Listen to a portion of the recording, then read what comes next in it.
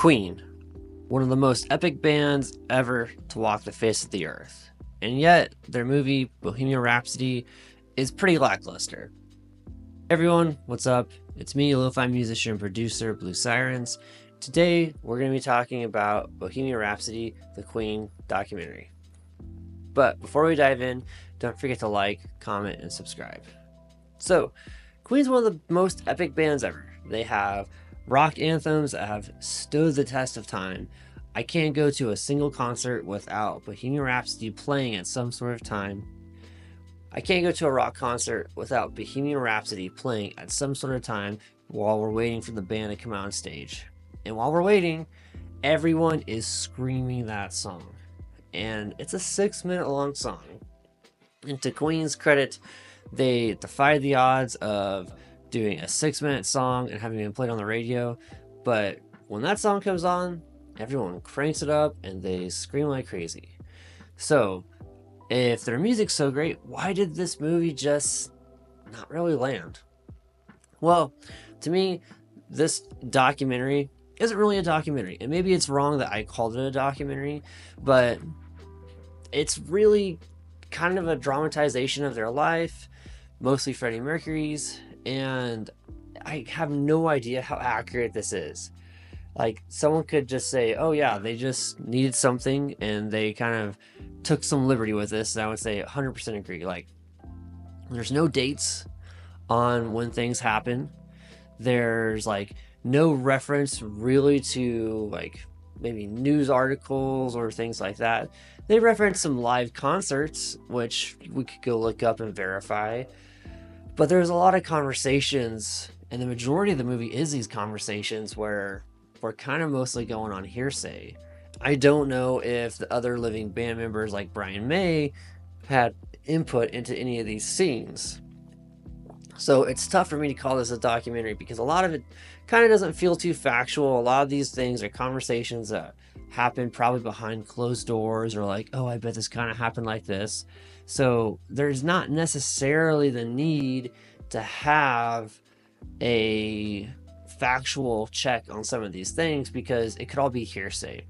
And, you know, anytime you watch a movie that says based on a true story, it's like, okay, what part's not true?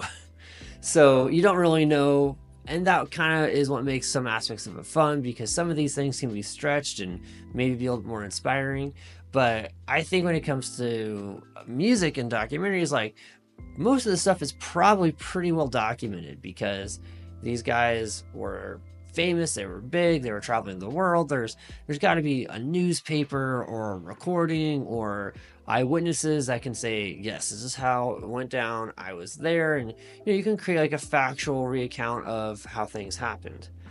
And to the audience, we don't know how factual that is. So maybe providing dates or something in the beginning that says, this is based off a true story. However, X, Y, and Z is also used to supplement certain scenes. It doesn't feel like it's like that great of a movie, because I really feel like they took some liberty in how they addressed some things with Freddie. But overall, like, there are some aspects of the movie I do really like. Obviously the Live Aid concert at the end was great, but wouldn't have been opposed if they actually like cut between the Live Aid concert that actually happened and then the one that they filmed.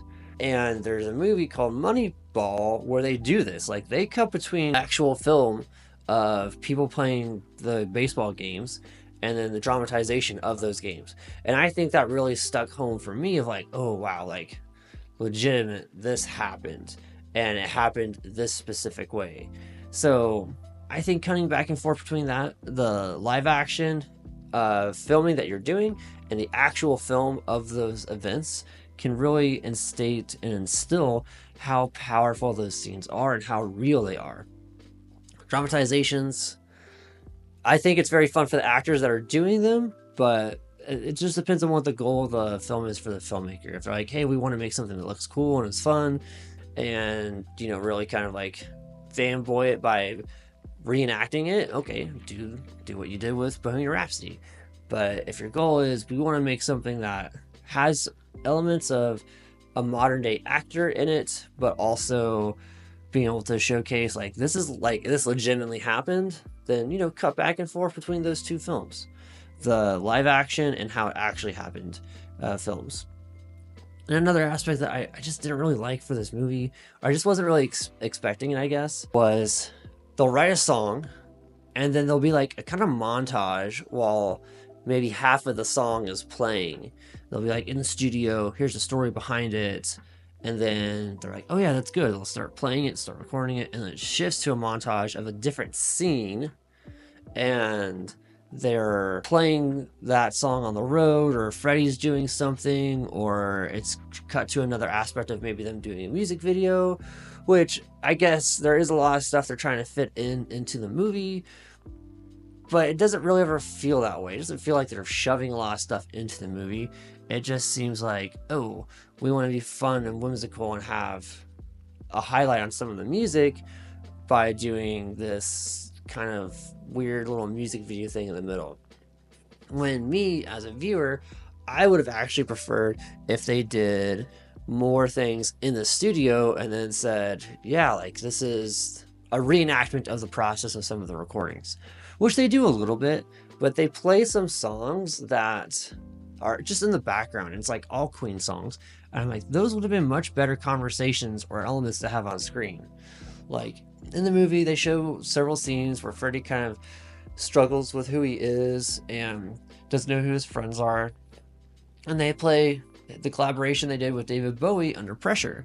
And in my mind, I'm like, why didn't they just have a conversation of him and David Bowie talking about writing that song or the process of writing that song?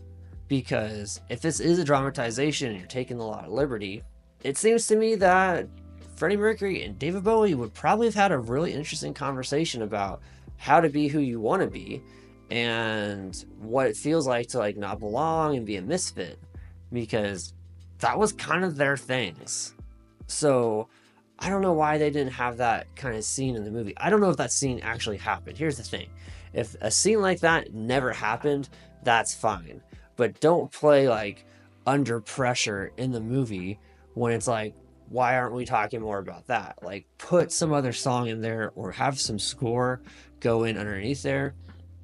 But it just doesn't, like, for me, it just didn't click, because I was like, there are opportunities where we could really highlight some aspects of Freddie Mercury's life. And again, I don't know if that happened. And that's the whole thing with this movie, is like, you think you want to see other aspects of Queen and Freddie Mercury's life, but you don't even know if anything in this movie actually happened. And so, because it's a dramatization, so you walk out of this saying, oh, I wish they would have done this, I wish they would have done that, when we don't even know if how this is actually how it happened in the movie. We just don't know, because there's no date. There's very little credible things we can say actually happened in this movie. And I can't say without, doing additional research what it did or didn't happen. So I think it's super important we put dates, we combine like live footage with the actual like dramatization, so we can solidify, okay, well, this did happen and this is how it happened and this is the timeline and things like that. So it actually can come out as, something believable and decent, and be like, wow, okay, I feel like I know more about Queen. I learned something about Queen. Because now we just kind of like look at it and say, that was a great acting performance, which it definitely was. But I can't really refer this movie to another person to watch, because I don't know how accurate it is for Queen. I know Queen played Live Aid, and I know a little bit about Brian May, but there's not enough I know outside of this movie to tell someone that's a good documentary. I have to refer someone to this movie to say, hey, it's may not all be factual. I don't know. They don't really like provide a lot of context or how factual some of these things are, but it's a fun movie to watch. It feels more like a dramatization than a documentary. So if you want something fun to watch and you like Queen, go watch it. I'd give it maybe like a 5 out of 10. But if you're looking for a factual documentary about the insights of Queen and Freddie Mercury's life, this doesn't seem to have a lot of credible aspects to it. Like, again, like there's no dates. There is real footage of some of these events, and they don't really use some of it. And so, like, there's no established timeline in the movie. It's tough. So, again, Not something I would recommend for someone that wants to watch a factual documentary. Fun if you just want something to watch, 5 out of 10, but that's just my take. What do you guys think? Do you think Bohemian Rhapsody was made to be a like factual documentary or more as a dramatization? And do you like documentaries that are more dramatized or do you want them to be more factual? Let me know your thoughts in the comments below and don't forget to like and subscribe. Peace.